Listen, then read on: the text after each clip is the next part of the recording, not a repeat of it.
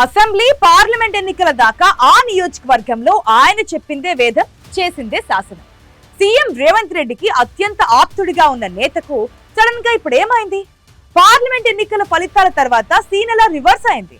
DCC president పీఠం ఆశించి భంగపడడం ఒకెత్తైతే కనీసం తన అనుచరులకు మార్కెట్ కమిటీ చైర్మన్ పదవులు కూడా ఇప్పించుకోలేక చేతులెత్తేసే పరిస్థితి ఎందుకు వచ్చింది?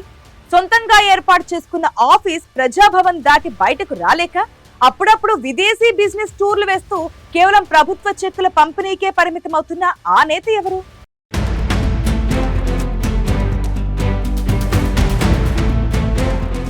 ఉమ్మడి ఆదిలాబాద్ జిల్లా కాంగ్రెస్ రాజకీయాల్లో కంది శ్రీనివాసరెడ్డి ప్రస్థానం చాలా ఆసక్తికరంగా ఉంటుంది.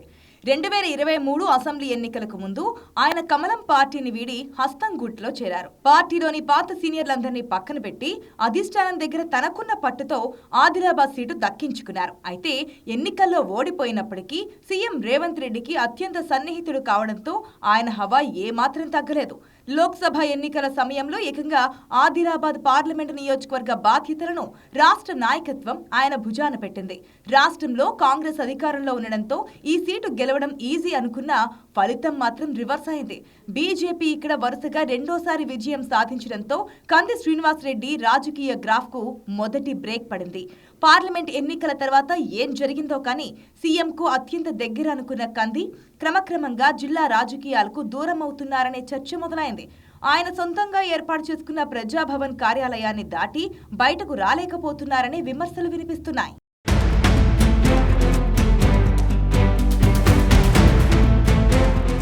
ఆదిలాబాద్ కాంగ్రెస్ పార్టీలో ఎప్పటి నుంచో గ్రూప్ రాజకీయాలున్నాయి. పాత కొత్త నేతల మధ్య అంతర్గత యుద్ధం నడుస్తూనే ఉంది. పార్టీకి మొదటి నుండి లాయల్ గా పనిచేస్తున్న మాజీ డీసీసీ నేతలు సాజిద్ ఖాన్, నరేష్ యాదవ్, సుజాత, సంజీవ్ రావు అంతా ఒక వర్గంగా ఏర్పడగా కంది శ్రీనివాసరెడ్డి మరొక వర్గంగా ఉంటూ ఒంటరి పోరాటం చేస్తున్నారు. ఈ క్రమంలోనే జిల్లా కాంగ్రెస్ అధ్యక్షుడి ఎంపిక ప్రక్రియ కంది వర్గానికి పెద్ద షాక్ ఇచ్చింది. జిల్లా ఇన్ఛార్జ్ మంత్రి జూపల్లి కృష్ణారావుతో పాటు అధిష్టానానికి జిల్లా అధ్యక్షుడిగా తన పేరును పరిశీలించాలంటూ కంది ప్రపోజల్స్ చేశారు. రేవంత్ రెడ్డికి అత్యంత సన్నిహితుడు అనే పేరు ఉండడంతో మొదట జిల్లా అధ్యక్షుడిగా ఆయనే బాధ్యతలు చేపడతారని అంతా భావించారు. కానీ ఇక్కడే సీనియర్లు తమ చాణక్యాన్ని ప్రదర్శించారు. పార్టీని నమ్ముకుని ఉన్న పాత నేతకే అవకాశం ఇవ్వాలని గట్టిగా పట్టుబట్టి మాజీ డీసీసీ అధ్యక్షుడు నరేష్ యాదవ్ కు మళ్లీ ఆ పదవి దక్కేలా చక్రం తిప్పారు. రేవంత్ రెడ్డి మార్క్ పాలిటిక్స్ ను కాదని సీనియర్ నేత నరేష్ యాదవ్ బాధ్యతలు చేపట్టడంతో కంది వర్గం తీవ్ర నిరాశలోకి వెళ్లిపోయింది. నియోజకవర్గంపై మళ్లీ పాత సీనియర్ల పట్టు ఒక్కసారిగా పెరిగింది.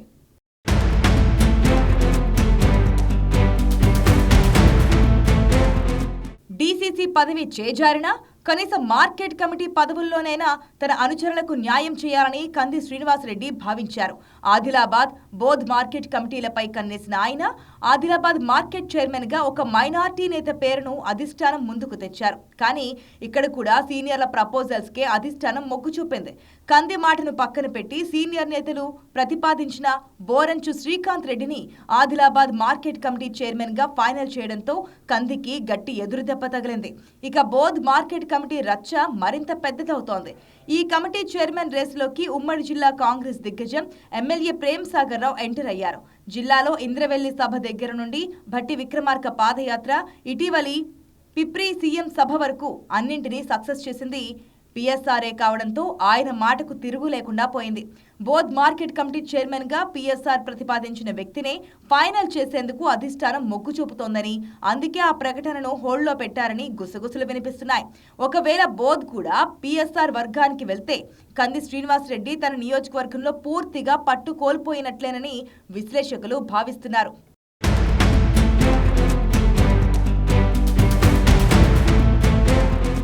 రాజకీయంగా వరుసగా ఎదురుదెబ్బలు తగులుతూ ఉండడంతో కంది శ్రీనివాసరెడ్డి ప్రస్తుతం తన పూర్తి ఫోకస్ ను విదేశీ బిజినెస్ టూర్లపై పెట్టినట్లు ప్రచారం జరుగుతోంది.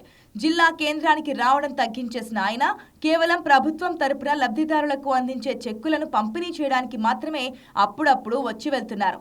సమయం మనది కానప్పుడు సంయమనం పాటించాలి. టైం వచ్చాక తామేంటో చూపిస్తామని కంది అనుచరులు సర్ది చెప్పుకుంటున్నా గ్రౌండ్లో మాత్రం సీనియర్ల జోరు స్పష్టంగా కనిపిస్తోంది. ఉమ్మడి జిల్లాకు ఇన్ఛార్జ్ మంత్రులు మారినా కాంగ్రెస్లోని ఈ గ్రూప్ వార్ను మాత్రం ఎవరూ తగ్గించలేకపోతున్నారు. మొత్తానికి ఆదిలాబాద్ కాంగ్రెస్లో సాగుతున్న ఈ తాజా మాజీల పోరు రాబోయే స్థానిక సంస్థల ఎన్నికలపై గట్టి ప్రభావం చూపేలా ఉంది. గ్రూప్ వార్లను త్వరగా అదుపు చేయకపోతే అధికారంలో ఉండి కూడా పార్టీ నష్టపోయే ప్రమాదం ఉందని కేడర్ ఆందోళన వ్యక్తం చేస్తోంది. మరి కంది శ్రీనివాసరెడ్డిని రేవంత్ రెడ్డి సర్కార్ ఎలా బుజ్జగిస్తోంది?